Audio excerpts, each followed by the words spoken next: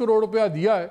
उन्होंने कहा फरियाल तारपुल ने कोई पैसा उज़ैर बलोच को नहीं दिया था, उन्होंने बल्कि पीपल्स पार्टी ने खुद जो भी बांटा है डायरेक्टली बांटा है विक्टिम्स वगैरह के लिए। ये गलत बात है, कोई पैसा आपको नहीं दिया था उज़ैर बलोच को। चलें, फरियाल साहबा ने हो सकता है सईद गनी साहब को दिया हो या यूसुफ बलोच साहब को दिया हो या कादर पटेल को दिया हो। मुतालबा तो उज़ैर बलोच का था कि जी 5 करोड़ कंपनसेशन आपने करना है।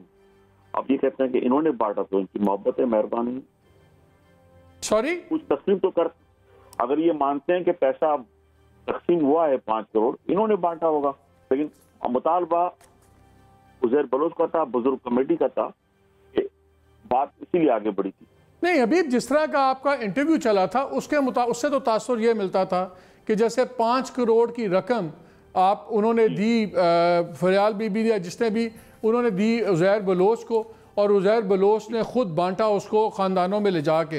ये आपने बड़ा क्लियरली कहा था पहले अपने बयान में। आप जो आप बात कह रहे हैं मुख्तलिफ कह रहे हैं। नहीं, मैं अपनी बात पे अब भी कायम हूँ कि पैसा दिया गया। उज़ैर बलोच की सरबराही में बुजुर्ग कमेटी ने सबको तकसीम किया।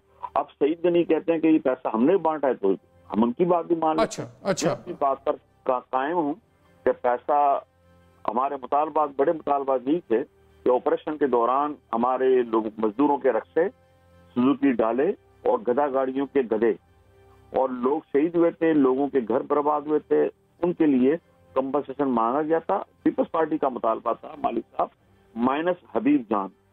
तो बुजुर्ग कमेटी ने, उज़ैर बलोच साहब ने और जफर ने खसूसी तौर पे कहा, तो मैंने कहा कि माइनस नो प्रॉब्लम, इनको खुश होने दो, हमें माइनस कर दो, क्योंकि मेरे दफ्तर पे भी हमले होते रहे।